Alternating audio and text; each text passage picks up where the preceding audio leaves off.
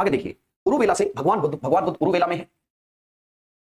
यहां से राजगृह जाते हैं, यहां से वो राजगृह जा रहे हैं, यहां से वो राजगृह जाते हैं। कहां जाते हैं? राजगृह। आपको पता होना चाहिए राजगृह उस समय के एक बहुत बड़े महाजनपद मगध की राजधानी है और वहां के राजा बिंबिसार है। क्या है? बिंबिसार है। ठीक है, ठीक है। जैसे भी कोई समस्या होगी मैं उसको रिमूव करने की कोशिश करूंगा, 100% कोशिश करूंगा। ठीक है बच्चों, देखिए आप याद रखिएगा, नोट करके लिखना कि जो राजगृह है, थोड़ा सा यहां समझ लो, नोट, राजगृह, राजगृह मगध की राजधानी है, राजगृह मगध की राजधानी है, मगध की राजधानी है, जो उस समय का सबसे बड़ा महाजनपद उभरने के कगार पे है। ठीक है, उस समय उभरने के कगार पे है। ठीक है, 100% हो जाएगा जो हिसाब, पक्की बात है। ठीक है, आगे देखिए, आगे देखो, जब वो राजगृह जाते हैं तो राजगृह में क्या होता है? राजगृह में है, राजगृह में, राजगृह में, राजगृह में मगध के शासक बिंबिसार उनसे मुलाकात करते हैं। एक बार एक ऐसा सवाल पूछा था कि निम्न में से किस राजा ने भगवान बुद्ध को अपने हाथों से खाना खिलाया था? यहां पर बिंबिसार क्या करते हैं? जो बुद्ध को अपने हाथों से खाना खिलाते हैं, बुद्ध को अपने हाथों से खाना खिलाते हैं, अपने हाथों से खाना खिलाते हैं। पूछा हुआ सवाल है, किसने, कौन सा वो राजा था? ठीक है, कौन सा वो राजा? देखो, एक विपिन जी, मैं आपके एक प्रश्न का उत्तर देना चाहूंगा। एक बच्चे ने कहा कि एडुकेटिव पैटर्न पर करा रहे हैं सर।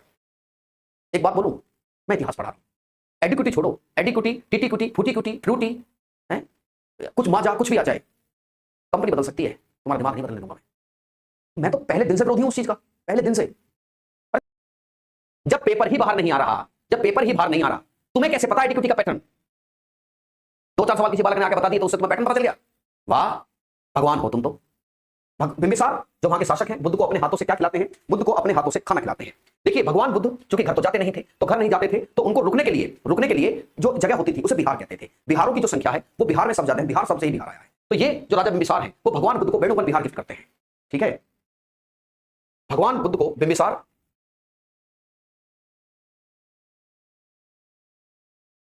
भगवान बुद्ध को वेणुवन बिहार गिफ्ट किया गया कि कभी भी रुकना हो, जैसे मैंने बताया था कि वो वर्षावास किया करते थे, वो वर्षा में रुक जाया करते थे। ठीक है ना? भगवान बुद्ध को वेणुवन बिहार गिफ्ट करते हैं। क्या देते हैं? वेणुवन बिहार देते हैं। और ये भगवान बुद्ध को मिलने वाला पहला बिहार था, वेणुवन बिहार। वेणुवन, याद रखिए, बुद्ध को ये पहला बिहार जो बुद्ध को मिला, छोड़ो, बुद्ध को ये पहला बिहार मिला, ये वो पहला बिहार था जो भगवान बुद्ध को मिला, भगवान बुद्ध को पहला बिहार। विहारों की संख्या बिहार में ज्यादा है, तो इसीलिए यही पर मिलते हैं सारिपुत्र और मोगदायन। सारिपुत्र और मोगदायन भगवान बुद्ध के, देखो, भगवान बुद्ध के अवशेषों पर स्तूप बनाए गए हैं। जब भगवान बुद्ध के अवशेषों पर, गोपाल, ओके, भगवान बुद्ध के अवशेषों पर जब स्तूपास बने हैं, जो इनके वो हैं मतलब प्लेसेस हैं, वर्शिप प्लेसेस, तो उसमें भगवान बुद्ध के अवशेष हैं। लेकिन भगवान बुद्ध के 2 शिष्य ऐसे हैं जिनके अवशेषों को मध्य प्रदेश के कुछ स्तूपों में इनके अवशेष भी रखे गए हैं। वो सारिपुत्र और मोगदायन। कौन है? यहीं पर सारिपुत्र और मोगदायन मिले, यहीं पर सारिपुत्र और मोगदायन भी मिलते हैं।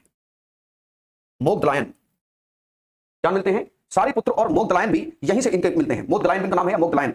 सारिपुत्र और मोगदलायन मिले, मोगदलायन से मुलाकात। एक पॉइंट याद रखो, भगवान बुद्ध के प्रिय शिष्य थे उपाली और आनंद, वो तो अभी मिले ही नहीं, वो तो मिले ही नहीं, अभी नहीं मिले।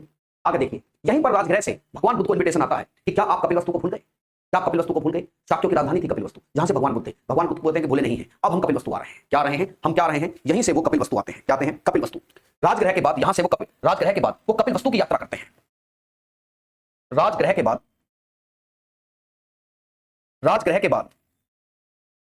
वो कपिलवस्तु की यात्रा करते हैं। कपिलवस्तु की यात्रा की, कहां पहुंचे हैं? कपिलवस्तु पहुंचे हैं। कपिलवस्तु, एक पुरानी कहावत है इंडिया में, घर का जोगी जोगड़ा होता है, आन गांव का सिद्ध हो जाता है।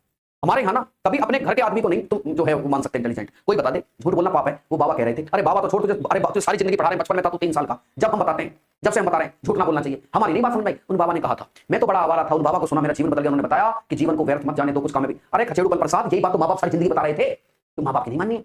कोई, अरे तुम्हारा टीचर बता रहा था, नहीं, हम तो उस बाबा के प्रभाव में हमारा जीवन बदल गया, हमने मेहनत करनी शुरू करी। खचेड़ू मल भैया, तूने हद कर दी यार, तुझे सारी जिंदगी हम बताते रहे। ऐसे ही कपिलवस्तु में लोग थे, ऐसे ही कपिलवस्तु में लोग थे। कपिलवस्तु के लोग बहुत बाद में भगवान बुद्ध से पूरी तरीके से सेटिस्फाई हुए, और यशोधरा तो आखिर तक नहीं, यशोधरा ने तो आखिर तक पूछ लिया था कि तुम सोता हुआ मुझे छोड़ गए, राहुल सो रहा था, मैं सो रही थी, आप कहां चले गए थे? पत्नियां देखो, आप तुम कहीं चले जाओ, दिन निकलते कहां चले गए? अभी आरोप बाल कटवा रहा हूं, तुम अभी टाइम मेरा बाल कटवा, पता नहीं तुम उठने वाली है। ठीक है, पत्नी, ये तो पत्नी वाली कहानी तो भगवान बुद्ध के साथ भी है। भगवान बुद्ध, अगर आज के जमाने में होती, आज के जमाने में कहानी होती और भगवान बुद्ध सोते, तुम कहां चले गए सोते हुए? हमें सोता हुआ छोड़ गए। उल्टे आओ पहले, फिर मैं ज्ञान की प्राप्त हो गया, ज्ञान वापस आओ, तुम पहले वापस आओ। होता कि नहीं होता? ऑब्वियस बात है, यही होता, यही होता। तो उसमें वहां पर यशोद की यात्रा की और अपने घर वालों को और अपने घर वालों को बौद्ध धर्म में दीक्षित किया, बल्कि शिक्षा दी। घर वालों को बौद्ध धर्म की शिक्षा दी, शिक्षा दी। अब वो वहां से चल पड़े हैं, वो कपिलवस्तु से वापस राजगृह जाना चाहते हैं। क्या चाहते हैं? कपिलवस्तु से वापस राजगृह। अब जब वो राजगृह जा रहे हैं, अच्छा एक आदमी है जो भगवान बुद्ध के पीछे लग गया है, इनका चचेरा भाई देवदत्त, वो उनके पीछे लगा हुआ है। देवदत्त कहता है, असल में जब ये सारनाथ में थे तो ये कहते हैं कि भाई कुछ लोग मेरे साथ भिक्षु लोग हैं, इनको रुकने की व्यवस्था की जाए। बोले महाराज हम तो आप ही के साथ रहेंगे, चलिए एक संघ बनाते हैं, बौद्ध संघ। क्या बनाते हैं? बौद्ध संघ बनाते हैं। अब वो कह रहा है कि मुझे बौद्ध संघ का मुखिया बना दो। इनका चचेरा भाई है देवदत्त, कहीं देवदत्त लिखा मिलता है, चचेरा भाई, वो कह रहा मुझे बौद्ध संघ का मुखिया बनाओ, मुझे मुखिया बना दो आप बौद्ध संघ का। वो कहते हैं रुको, थोड़ा जल्दीबाजी में लगते हो तुम, क्यों इतनी आपाधापी मचाते हो? वो डिसाइड करता है कि वो मार देगा भगवान बुद्ध को। अरे भगवान बुद्ध को मारने की ट्राई करता है वो। गृद्धकूट पर्वत है राजगृह के पास, वहां से पत्थर फेंक देता है भगवान बुद्ध। वो देखो बुद्ध तो बुद्धा थे, पत्थर उनके पैर को छूकर निकल गया। एक नीलागिरी हाथी है, वो पागल हाथी था, उसने वो जो नीलागिरी हाथी है उसको शराब पिला दी, और शराब पिला के भगवान बुद्ध जिस रोड से जा रहे थे राजगृह में, वो छोड़ देता नीलागिरी को कि ये हाथी मार देगा भगवान बुद्ध को। जब वहां से बात नहीं बनी, वो भाड़े के हत्यारे हायर करता है, और जब वो भाड़े के हत्यारे पहुंचे तो पता नहीं कैसे भगवान बुद्ध को पता चल गई, वो खुद भगवान बुद्ध के चेले हो गए। ये का वो खुद भगवान बुद्ध के चेले हो गए। देवदत्त मारने की कोशिश करते हैं, चचेरा भाई है इनका, भगवान बुद्ध को मारने की कोशिश करेगा। लेकिन जब जिस समय ये कपिलवस्तु में है, अब कपिलवस्तु से वो वापस राजगृह जाना चाहते हैं, कपिलवस्तु से वापस राजगृह जा रहे हैं, कपिलवस्तु से वापस राजगृह। अच्छा एक चीज और याद रखिएगा, भगवान बुद्ध के बारे में बहुत सारी बातें हैं। एक साधु था माणवक्कु, क्या था? माणवक्कु। माणवक्कु ने पहले कह दिया था कि कौंडिन्य ने कहा ये राजा हो सकता, मैं कहता हूं राजा नहीं होगा, मैं कह रहा हूं नहीं होगा राजा, सन्यासी बनेगा।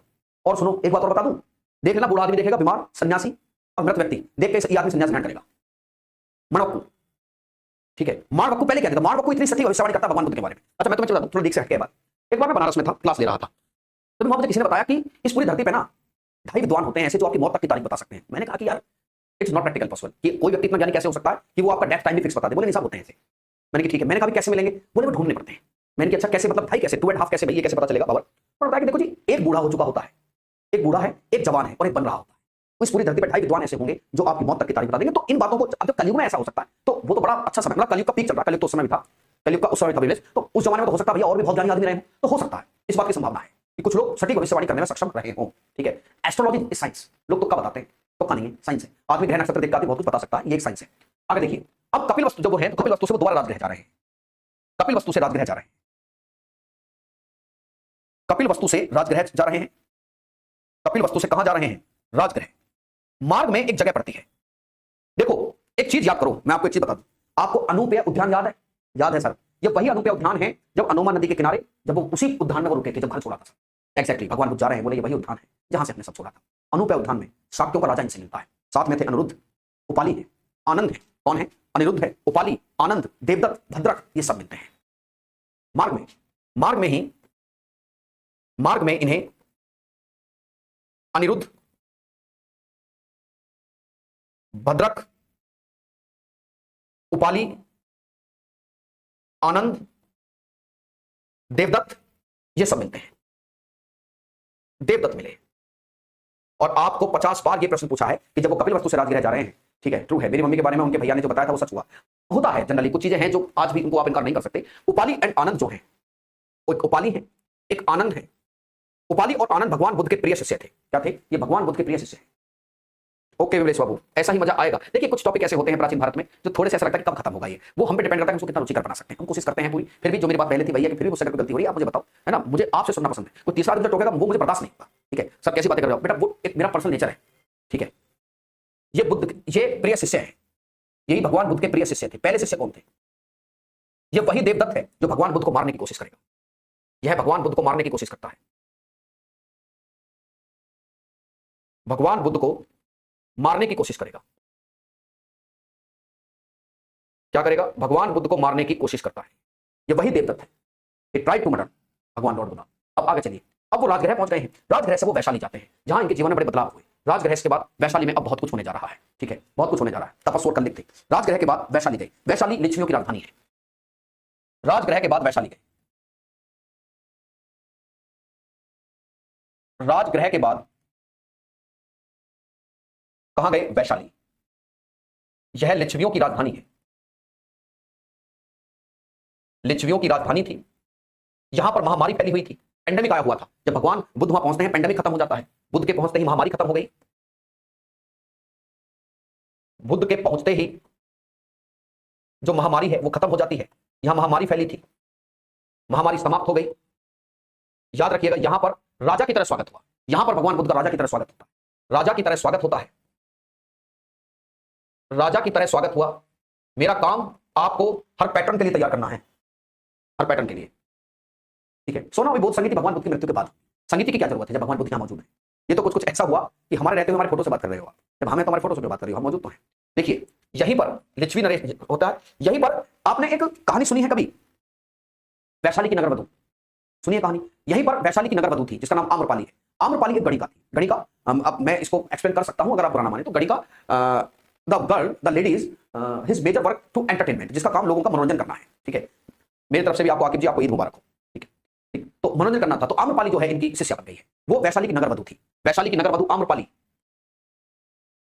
वैशाली की नगर वधु,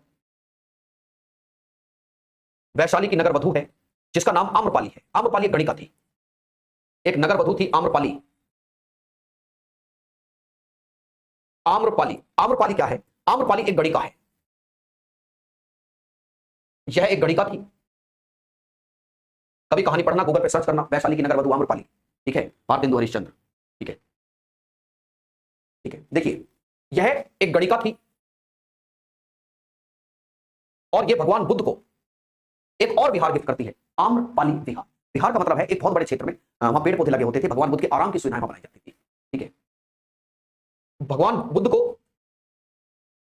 आम्रपाली विहार देती है, आम्रपाली विहार देती है।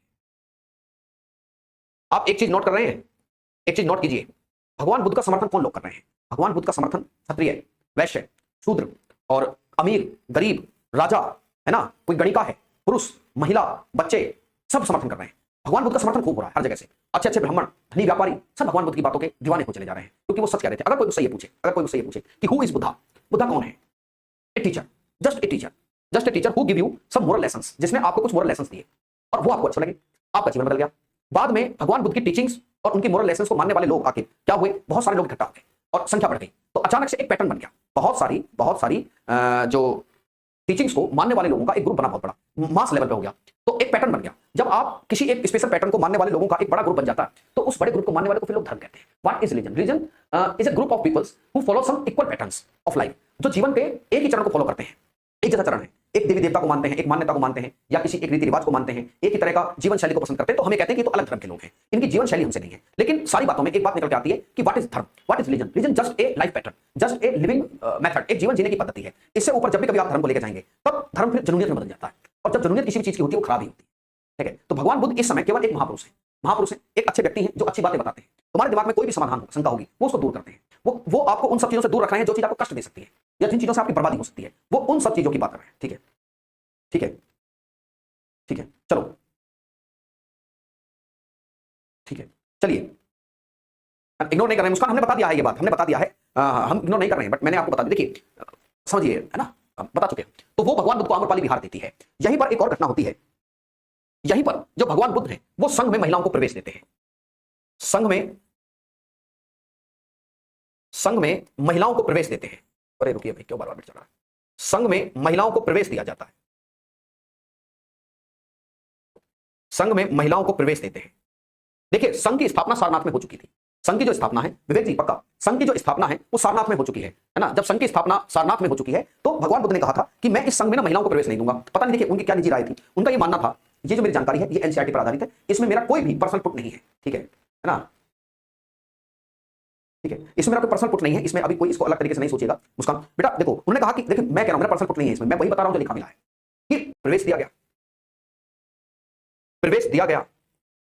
यहां से कुछ बातें निकल कर आती हैं। यह आनंद के कहने पर हुआ था, यह आनंद के कहने पर हुआ था, यह आनंद के कहने पर हुआ था। एक बच्चे कह रहे हैं sir you are so open minded. देखिए भाई, हमारा माइंड ओपन या क्लोज होना, देखिए जब ओपन माइंडेड किसी पुरुष के ओपन माइंडेड होने की बात आती है तब उसका कंसर्न महिलाओं के कंसर्न में ही लिया जाता है, जहां तक मेरा मानना है ना। और बुढ़िया देशवाल जी आप भी नॉर्थ इंडिया से ही, पितृसत्तात्मक समाज में हम जो पहली महिला थी, पहली महिला महाप्रजापति गौतमी है, महाप्रजापति गौतमी। और जो अन्य महिलाएं उसी दिन बौद्ध संघ की हिस्सा बनी, जो अन्य महिलाएं उसी दिन बौद्ध संघ का हिस्सा बनी, अन्य महिलाएं जो तुरंत बौद्ध संघ का हिस्सा बन गई, अन्य थी भगवान बुद्ध की पत्नी यशोधरा, यशोधरा थी। फिर महाप्रजापति गौतमी की पुत्री है, मैं नाम भूल रहा हूं उस लड़की का नाम, है ना, महाप्रजापति गौतमी का की जो बेटी है, जो इनकी मौसी की बेटी लगती थी। भावनापुर में इंग्लिश में नहीं लिख रहे हैं, ठीक है, लिख देता हूं बेटा। वैसे तो इसमें अब परमिटेड द फीमेल्स, पढ़ाने में खो गए हम ज्यादा, इन बुद्ध संघ।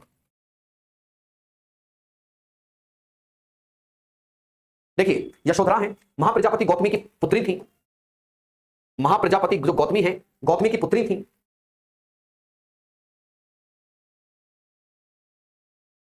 क्या थी? महाप्रजापति गौतमी की पुत्री है। और कौन थी? ये जो राजा बिंबिसार है, Nanda. Very good very good very good Vipin, Nanda, Nanda थी, नंदा थी। और जो राजा बिंबिसार की पत्नी है, क्षेमा शामिल हुई, है ना, राजा बिंबिसार की पत्नी क्षेमा शामिल हो गई थी। बिंबिसार की पत्नी क्षेमा शामिल हुई, पत्नी क्षेमा, जो मध्य प्रदेश पंजाब की राजकुमारी थी, वो भी इसमें जो है शामिल हो जाती है, ठीक है। उसके बाद वैशाली के बाद वो गए चुनार। कहां गए? चुनार। अगर कोई बच्चे पूर्वांचल से हो तो वो जानते होंगे, मिर्जापुर के आसपास की जगह है। उस समय उसको क्या बोलते थे? सुमसुमारगिरी पहुंचे। कहां पहुंचे? वैशाली के बाद सुमसुमारगिरी, वैशाली के बाद सुमसुमारगिरी पहुंचे, वैशाली के बाद सुमसुमारगिरी, वैशाली के बाद सुमसुमारगिरी पहुंचे, सुमसुमारगिरी, चुनार पहुंचे। वहां का राजा भगवान बुद्ध का शिष्य बन गया। देखिए भगवान बुद्ध को प्रोटेक्शन जनता का मिल रहा है, लिच्छवी, है ना, लिच्छवियों का प्रोटेक्शन है, ठीक है। और राजा बिंबिसार का प्रोटेक्शन है। राजा ही राजा फॉलोअर बनते जा रहे हैं, है ना, राजा ही राजा क्या बनते जा रहे हैं? फॉलोअर बनते जा रहे हैं, ठीक है, ठीक है। देखिए यहां पर यहां का राजा था बोधि कुमार, यहां का शासक बोधि कुमार शिष्य बन गया।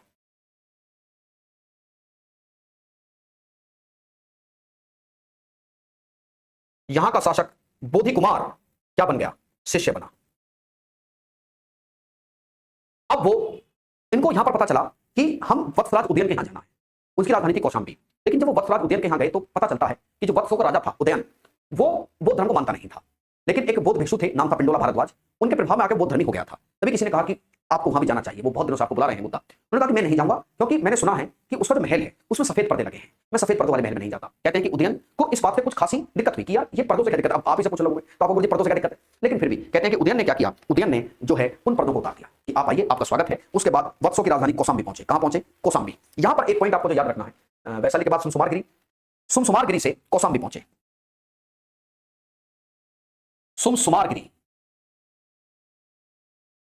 सुमसुमारगिरी से कहां पहुंचे? कौशाम्बी। ये वत्सों की राजधानी थी। नमस्ते भैया, ये क्या थी? ये वत्सों की राजधानी थी।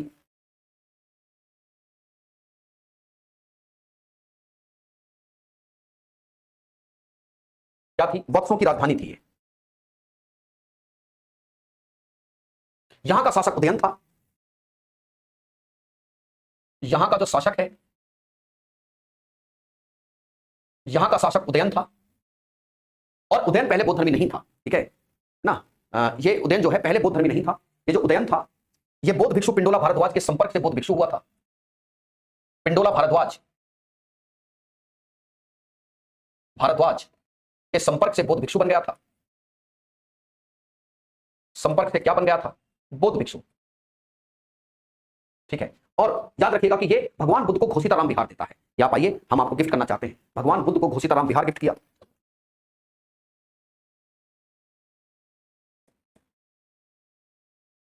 बुद्ध को घोषिताराम विहार दिया। अब आगे देखिए, मैं आपको एक चीज बताना चाहता हूं, एक चीज मैं आपको बताना चाहता हूं जो आप समझिएगा थोड़ा सा। किस लिए सॉरी बोल रही हैं मुझे? देखिए, अगर हम भारत का नक्शा देखें, एक चीज को क्लियर कीजिएगा, आप आगे देखोगे भी इस चीज को। अगर हम भारत का नक्शा देखते हैं तो ये नदी गंगा है। कौन सी है? मां गंगा है। ये कल कल छल छल बहती, क्या कहती गंगा धारा, युग युग से बहता आया ये पुण्य प्रवाह। और इन्हीं की एक सहायक नदी है सोन नदी, सोन, ठीक है। तो गंगा और सोन नदी के इर्द गिर्द का किसका है? मगध का ये इलाका है, ठीक है जी। इन्हीं के पास एक देश पड़ता था, एक मतलब एक और राज्य है, ये रहा अवंती प्रदेश। कौन सा प्रदेश है? अवंती प्रदेश। अवंती प्रदेश, अवंती, समझे? ये अवंती था, मगध के ही पास में था अवंती। देखो बनाना तो मैं समझाने जा रहा हूं। पिंडो, ये बात बता देता हूं, ये जो राजा उदयन था, इसको बौद्ध धर्म में पिंडोला भारद्वाज जो एक बौद्ध भिक्षु थे, उन्होंने दीक्षित किया था। तो जो अवंती प्रदेश है, यहां का शासक था चंडप्रदोत। यहां का जो शासक हुआ करता था, उसका नाम चंडप्रदोत था। अवंती नरेश चंडप्रदोत पधार रहे हैं। चंडप्रदोत, चंडप्रदोत।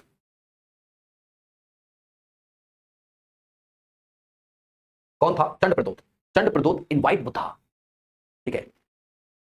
चंडप्रदोत इनवाइट बुद्धा, ठीक है।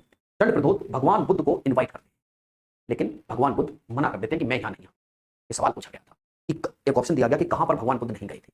अवंती में भगवान बुद्ध नहीं गए, है ना, भगवान बुद्ध नहीं गए। याद रखिएगा, यहीं पर अवंती नरेश चंडप्रदोत भगवान बुद्ध को बुलाते हैं। यहीं पर अवंती नरेश, यहीं पर अवंती नरेश, देखिए बुद्धा की उम्र पर चंडप्रदोत बुद्ध को इनवाइट करते हैं, बुद्ध को इनवाइट करते हैं, पर बुद्ध इनकार कर देते हैं, पर बुद्ध इनकार कर देते हैं कि मैं नहीं जा पाऊंगा। ठीक है, चलिए साहब।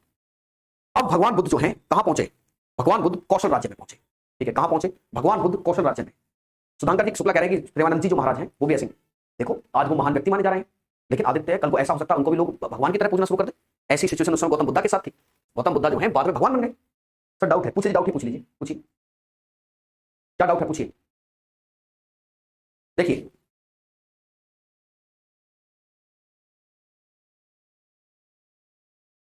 पूछ लो, चलो। कल क्लास ओम प्रकाश जी 95% चांस है, 95% चांस है कि कल क्लास नहीं। सर ये पूरी लाइफ भ्रमण ही किए, वही होता है।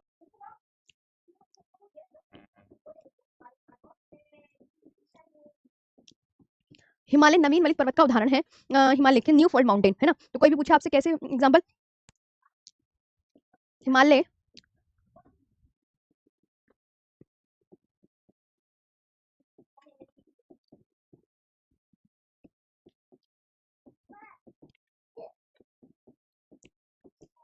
हिमालय नवीन मलिक पर्वत का उदाहरण है। Himalaya is an example of new fold mountain. मैंने कहा हिमालय की लंबाई कितनी है? हिमालय की लंबाई, आप बता दो हिमालय की लंबाई कितनी है, तो आप बोलोगे लगभग 2500 किलोमीटर है। फिर मैंने आपसे पूछा कि मुझे हिमालय की चौड़ाई बता दो कितनी है। चौड़ाई को क्या बोलते हैं? हिमालय की चौड़ाई लगभग 500 किलोमीटर, लगभग 500 किलोमीटर, और पूर्व में 150 किलोमीटर है।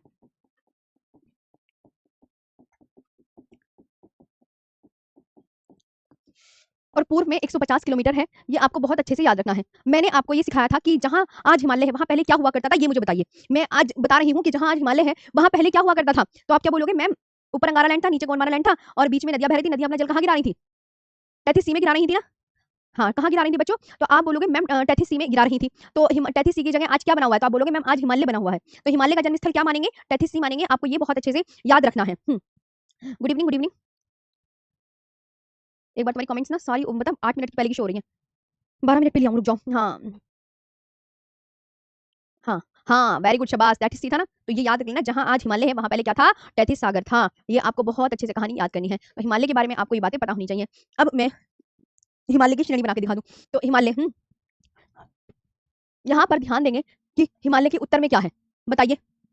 हिमालय के उत्तर में क्या है? अगर आपसे कोई पूछे हिमालय की तीनों श्रेणियां, तो आपको बताइए ना कौन कौन सी है ना। तो हाँ बोलोगे, हाँ मैम हमें आपने बना के तो दिखा दी थी हिमालय की सभी श्रेणियां। तो हिमालय के उत्तर में, हिमालय के उत्तर में क्या है? तो आप बोलोगे मैम तिब्बत का पठार, तिब्बत का पठार। हिमालय की तीनों श्रेणियां आपको याद है ना, हिमालय का, तिब्बत का पठार। वे दक्षिण में क्या है हिमालय के? आप देखकर बताइए। वे दक्षिण में उत्तर भारत का विशाल मैदान है। उत्तर भारत का विशाल मैदान है उत्तर भारत का, नॉर्थ तिब्बत प्लेटू, है ना। तो आप बोलोगे मैम नॉर्थ में क्या है? नॉर्थ में तिब्बत प्लेटू है, एंड साउथ में क्या है? In north Tibetan plateau, in north Tibetan plateau and south and south पे क्या है, द वास्ट प्लेन्स ऑफ किसका, नॉर्दर्न इंडिया। ये आपको बहुत अच्छे से याद रखना है ना। अब हिमालय की श्रेणियां बनाने से पहले मैं आपको ना कौन कौन सा हिमालय किसके द्वारा अलग होता है तो बताइए ना। चलो अब मैं तुम्हें एक चीज बताती हूँ, यहाँ पर सभी यहाँ लिखे वृहद हिमालय। अब मैं हिमालय की तीनों श्रेणियों को लिखाने जा रही हूँ। पहले मैंने हिमालय पढ़ा दिया, अब हिमालय की हम तीनों श्रेणियां पढ़ेंगे। सबसे पहले तो वृहद हिमालय। अब मैंने कहा ग्रेटर हिमालय के कितने नाम है, वृहद, महान, सर्वोच्च, ये सब तो नाम है। और इंग्लिश में इस हिमालय को क्या बोलते हैं, तो आप बोलोगे ग्रेटर हिमालय बोला जाता है। क्या क्या बोला जाता है, ग्रेटर हिमालय बोला जाता है। क्या बोला जाता है, ग्रेटर हिमालय बोला जाता है। अब देखो सबसे पहले तो मैं हिमालय की तीनों श्रेणियां पढ़ा रही हूँ, तो तीनों श्रेणी पढ़ाने से पहले मैंने हिमालय के बारे में बताया कि हिमालय ऐसे ऐसे है, इसके उत्तर में ये, इसके दक्षिण में ये। अब हम हिमालय की तीनों श्रेणियों के बारे में पढ़ेंगे। तो हिमालय की सबसे प्राचीनतम श्रेणी या जो सबसे पहले बनी थी उसका नाम है प्राचीनतम पर्वत श्रेणी। अब वो कौन सी, ग्रेटर हिमालय। तो ग्रेटर हिमालय का अन्य नाम क्या है, बहुत पूछा जाता है, तो इसका अदर नेम क्या है, इसका अन्य नाम, इसका अन्य नाम बता दो, हिमाद्री। इसका अन्य नाम क्या है, तो आप क्या बोलोगे, हिमाद्री है। इसका अन्य नाम क्या है प्यारे बच्चों, हिमाद्री। बहुत इंपॉर्टेंट एग्जाम में पूछा जाता है। एक एग्जामिनर ने तो ये क्वेश्चन पूछा कि हिमशिखा किस हिमालय की श्रेणी का नाम है। तो हिमशिखा जब भी आए किसी लड़की के नाम से आए ना, शिखा, किसी लड़की के नाम से आए ना शिखा, तो आप बोल देना कि किसी भी हिमालय की श्रेणी का नाम शिखा से नहीं है, किसी भी हिमालय की श्रेणी का नाम शिखा से नहीं है, ये याद रखना। और ये क्या है, यह हिमालय का सबसे ऊंचा भाग है। मतलब हिमालय की तीनों श्रेणियों में सबसे कौन सा आता है, तो आप बोलोगे यह हिमालय का सबसे ऊंचा भाग है, ऊंचा भाग है। बहुत अच्छे से याद रखना, it is the highest part. सबसे ऊपर तो यही है ना, तो आप बोलोगे ma'am it is the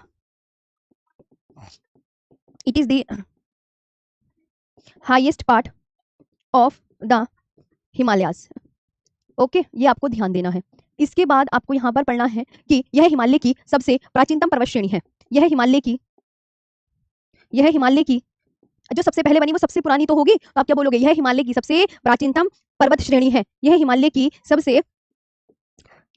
key सबसे प्राचीनतम पर्वत श्रेणी है। प्राचीनतम पर्वत श्रेणी है। जो सबसे पहले बनेगी वही तो सबसे पुरानी होगी। अभी मेरे से पहले कोई और पैदा हुआ है तो वही तो बुढ़ा होगा। तो यही बात है भैया सबसे, तो आप बोलोगे it is the oldest mountain range, it is the oldest mountain range of the Himalayas, है ना। ये आपको ग्रेटर हिमालय के विषय में ये याद रखना है। अब मैं आगे बताती हूँ, क्योंकि हिमालय की तीनों श्रेणियों में मैं सबसे शुरू वाली पढ़ा रही हूँ। तो इसकी औसत ऊंचाई कितनी है, औसत ऊंचाई को बोलते हैं एवरेज हाइट, इसकी एवरेज विड्थ कितनी है, तो आप बोलोगे मैम यहाँ नहीं, हाइट, इसकी हाइट जो है वो 6100 मीटर है। ये ध्यान रखना 6100 मीटर है। इसकी चौड़ाई अगर मैं पूछूं कि इसकी चौड़ाई कितनी है, इसकी जो चौड़ाई है ग्रेटर हिमालय की, बात किसकी चल रही है, ग्रेटर की, तो 120 किलोमीटर से, कहीं कहीं बुकों में अलग अलग लिखा होगा, तो आप इसकी लमसम ही याद करना, हर बुक में अलग अलग अपना डाटा दिया होता है, तो इसमें कोई बड़ी घबराने वाली बात नहीं होती है। अब एक है महान हिमालय। महान हिमालय के ऊपर कौन सा हिमालय पड़ता है, अरे ग्रेटर हिमालय के ऊपर कौन सा हिमालय है, तो आप बोलोगे मैम ये है ग्रेटर हिमालय, इसके ऊपर ट्रांस हिमालय पड़ता है ना, तो महान हिमालय। अब ये जो दोनों हिमालय हैं ये किसी श्रेणी के द्वारा अलग भी हो रहे होंगे, तो महान हिमालय ट्रांस हिमालय से किसके द्वारा अलग होता है, वेरी इंपोर्टेंट, इंडस सांगपो। ये क्या है, इंडस सांगपो सचर जोन, ये क्या है, इंडस सांगपो सचर जोन क्या है, तो इंडस सांगपो सचर जोन के द्वारा अलग होता है, अलग होता है। ये आपको बहुत अच्छे से याद रखना है कि greater Himalaya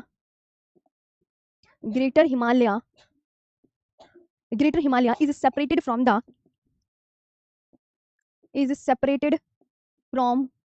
the trans Himalayas,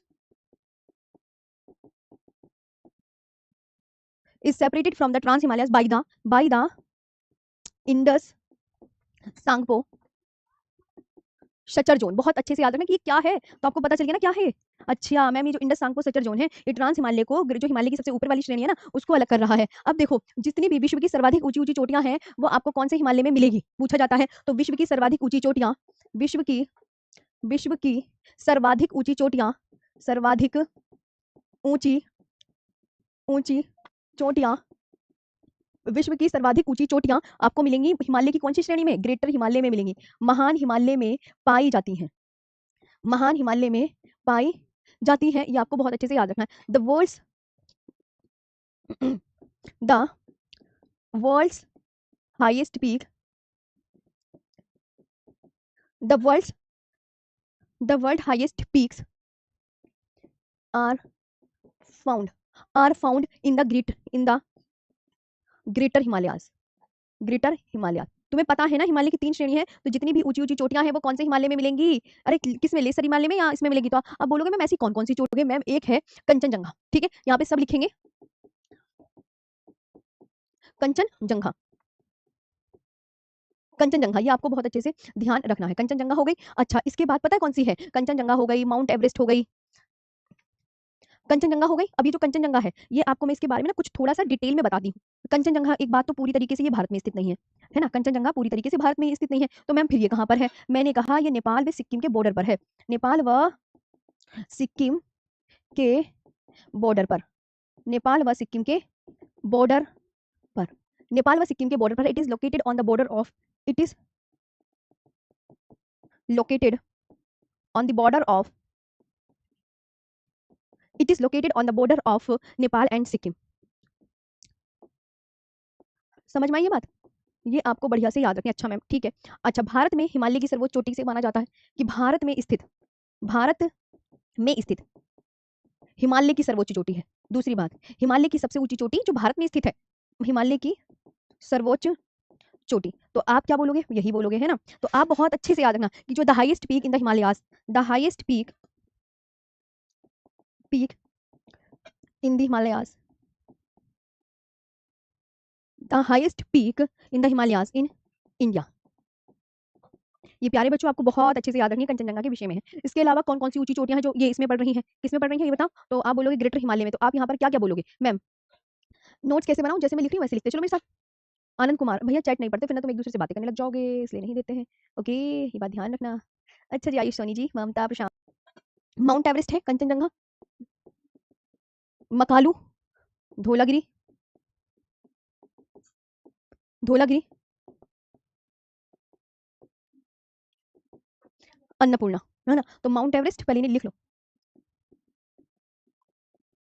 mount Everest हो गया, मकालू,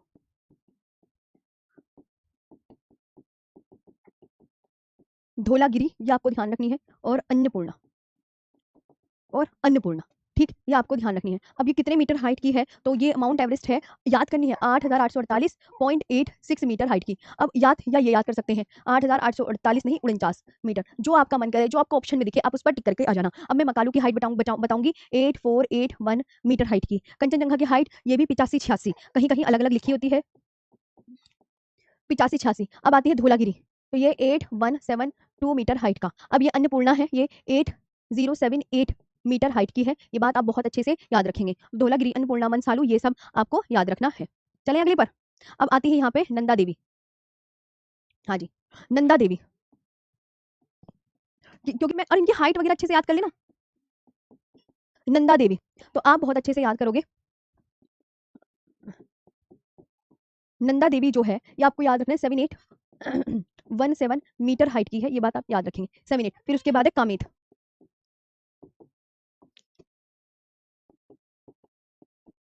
कामेत आपको बहुत अच्छे से याद रखना है, ये 7756 मीटर हाइट की है, ठीक है। सबकी ना हाइट जरूर याद कर लेना। नामचा बरवा, नामचा, नामचा बरवा। अब ये जो नामचा बरवा है ये आपको याद रखना है, ये 7782 मीटर हाइट का है,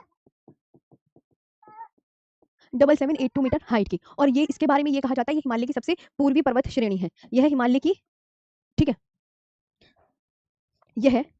यह क्या है? यह हिमालय की, यह हिमालय की सबसे पूर्वी पर्वत श्रेणी है, सबसे पूर्वी पर्वत श्रेणी है। यह हिमालय की सबसे पूर्वी पर्वत श्रेणी, eastern most mountain range of the Himalayas, eastern most mountain range of the Himalayas, ये आपको ध्यान रखना है। ओके, अच्छा, यहाँ तक ओके है, सब याद हुआ? एक बार मुझे यस मैम बोलो। धौलाधर कहाँ पर है? हिमाचल प्रदेश में है। हाँ, धौलाधर कहाँ पर है? हिमाचल प्रदेश में। और धौलागिरी नेपाल में है। अब इसके बाद अभी आगे चलते रहो, बहुत चीजें हैं। हाँ जी, तो अभी मुझे जल्दी बताओ, फिर अभी स्टार्ट करें। हम कहाँ पर थे? हाँ जी, दूसरा नेट कनेक्ट कर लेते हैं भाई। नोट, माउंट एवरेस्ट, ठीक है, बता दो क्या था, तो आप क्या बोलोगे? फर्स्ट नेम, फर्स्ट नेम क्या था, तो आप यहाँ पर बोलोगे मैम चोटी संख्या XV था, चोटी संख्या XV था। क्या था, चोटी संख्या XV, पीक XV बोल सकते हैं, पीक XV बोल सकते हैं। अच्छा, इसका तिब्बती नाम, इसका तिब्बती नाम, इसका तिब्बती नाम बताओ प्यारे बच्चों। तो आप यहाँ पर क्या बोलोगे, तिब्बतियन नेम। इसका जो तिब्बतियन नेम था वो बहुत अच्छे से ध्यान रखना है, चोमो लुंगमा। क्या था, चोमो लुंगमा। ठीक है, क्या था, चोमो लुंगमा, चोमो लुंगमा। फिर इसके बाद मैं आपको बताती हूँ इसका नेपाली नाम। प्यारे बच्चों, इसका नेपाली नाम क्या था, इसका नेपाली नेम, तो नेपाली नेम क्या बताओगे, सागर माथा। क्या था, सागर माथा। क्या था, सागर माथा, मतलब पर्वतों की रानी, सागर माथा। क्या था, सागर माथा, यानी queen of the mountains, queen of the mountain. ये आपको बहुत अच्छे से ध्यान रखना है। अब माउंट एवरेस्ट पर सबसे पहली सफल चढ़ाई किसने की थी, माउंट एवरेस्ट पर,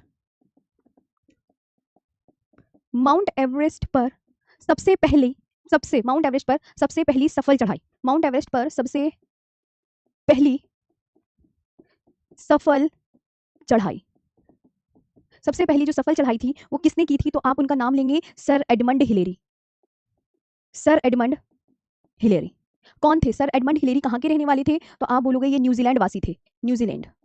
ये कहाँ के रहने वाले थे, न्यूजीलैंड के रहने वाले थे। वह शेरपा तेंजिंग, वह शेरपा तेंजिंग, दोनों शेरपा तेंजिंग, इन्होंने मिलकर जो है सबसे सफल चढ़ाई की थी पहली। और कब की थी, 1953 में की थी सबसे पहली। इसके बाद तो इंग्लिश में लिख लें, the first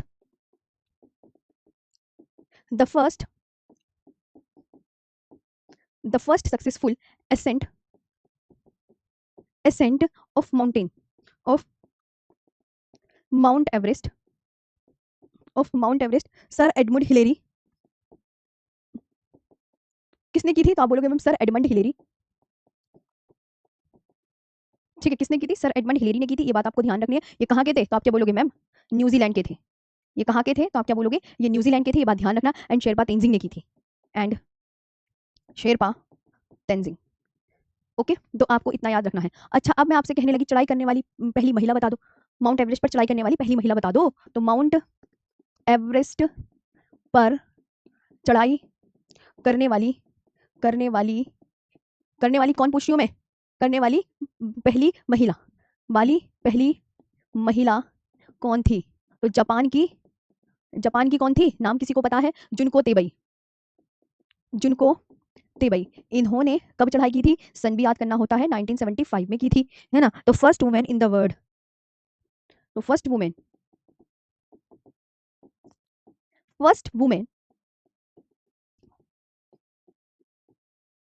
in the world कौन थी, जुनको तेबई, जापान की।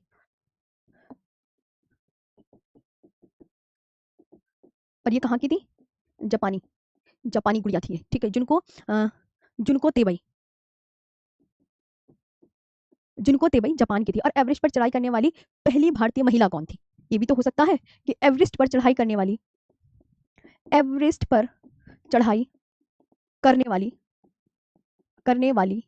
पहली भारतीय महिला, एवरेस्ट पर चढ़ाई करने वाली पहली भारतीय महिला जो थी, बछेंद्री पाल 1984 में करी थी, 1984 में। इंडियाज फर्स्ट वुमेन,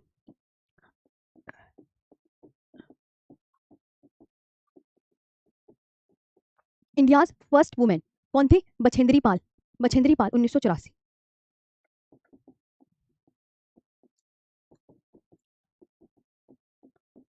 कौन थी,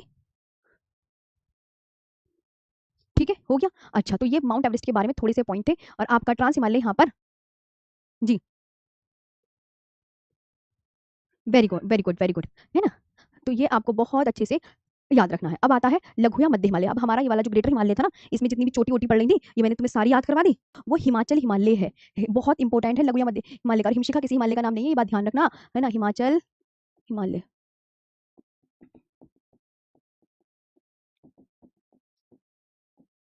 हिमाचल हिमालय, है ना। अब देखो ये जो महान हिमालय है, महान हिमालय किसे बोलते हैं? ग्रेटर हिमालय को, है ना। ग्रेटर हिमालय की बात कर रही हूँ, महान हिमालय। अब ये कौन सा हिमालय? लेसर या मिडल हिमालय, लघु या मध्य हिमालय, लघु या मध्य हिमालय, है ना। से किसके द्वारा एक बाउंड्री बनाता है जो एक दूसरे को सेपरेट करते हैं, तो ये किसके द्वारा सेपरेट होते हैं? तो ये बहुत इंपॉर्टेंट है, मेन सेंट्रल थ्रस्ट, थ्रस्ट के द्वारा अलग होता है। ये आपको बहुत बढ़िया से याद रखना होगा कि भैया जो ग्रेटर हिमालय है,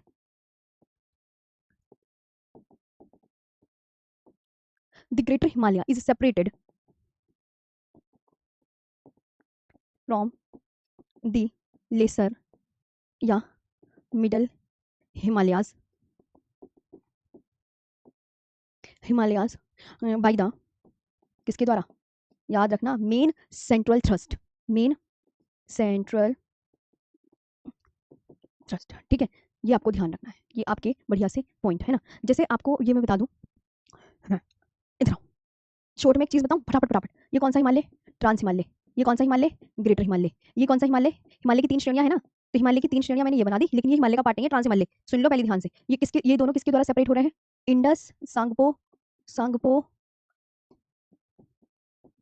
सचर जोन, ये क्या कर रहे हैं? सेपरेट, सेपरेट यानी कि अलग हो रहे हैं, है ना, अलग हो रहे हैं, अलग। अच्छा, ग्रेट हिमालय, लेसर या मिडिल हिमालय से किसके द्वारा अलग हो रहे हैं? तो अभी क्या बताया मैंने? मेन सेंट्रल थ्रस्ट के द्वारा सेपरेट, थ्रस्ट के द्वारा सेपरेट। और ये क्या करते हैं? एक दूसरे को अलग। अरे यहाँ तो पानी भी ना है, ठीक है। तो कौन कौन से हिमालय एक दूसरे से अलग हो रहे हैं, इसमें मैंने आपको ये सिखाया। आगे बात करते हैं लघु या मध्य हिमालय की चौड़ाई के बारे में बात करेंगे प्यारे बच्चों। यहाँ पे देखेंगे लघु या मध्य हिमालय की चौड़ाई, सब कुछ लघु या मध्य हिमालय के बारे में ही चल रहा है, ध्यान रखना। आप क्या बोलोगे? 60 से 80 किलोमीटर। कितना है प्यारे बच्चों? 60 से 80 किलोमीटर है इसकी जो चौड़ाई है। और प्यारे बच्चों इसकी औसत ऊंचाई कितनी है? इसकी औसत ऊंचाई यानी HEIGHT, इसकी हाइट कितनी है? तो ये बताओ, तो आप क्या बोलोगे? इसकी जो एवरेज हाइट है, औसत ऊंचाई, तो औसत ऊंचाई को तो हम एवरेज हाइट ही लिखेंगे, GHT। इसकी जो प्यारे बच्चों एवरेज हाइट है वो कितनी है? तो आप यहाँ बोलोगे 3000 से 4500 मीटर की, 3000 से 4500 मीटर की बोलेंगे, ठीक है। कितनी है? 3000 से 4500 मीटर की, 3000 से 4500 मीटर की, ये आपको ध्यान रखना है। लघु या मध्य हिमालय की एवरेज हाइट बता रही हूँ। अब एग्जामिनर ये क्वेश्चन पूछता है, जैसे तुम कल को मैंने तुम्हें बताया था, तुम मुझे इतने होशियार बच्चे हो तो तुम सब ये बताओगे ट्रांस हिमालय कितनी श्रेणियों से मिलकर बना है और उनके नाम बताओ।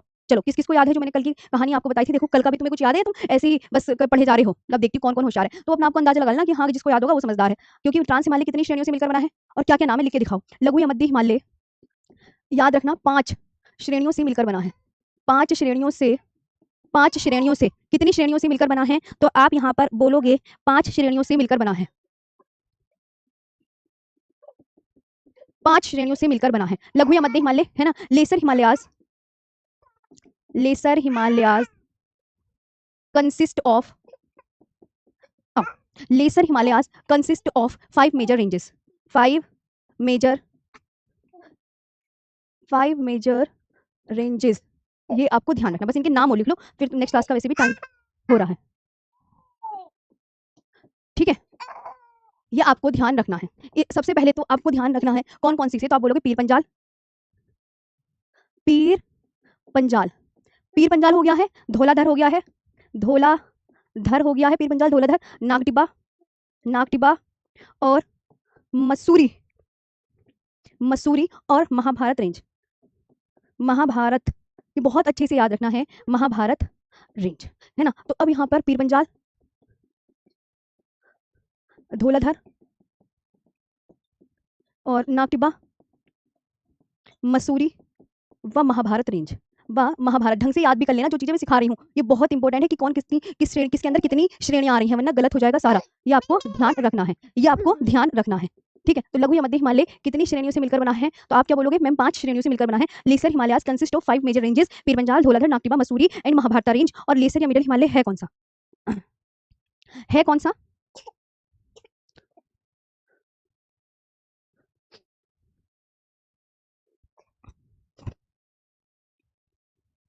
ठीक है,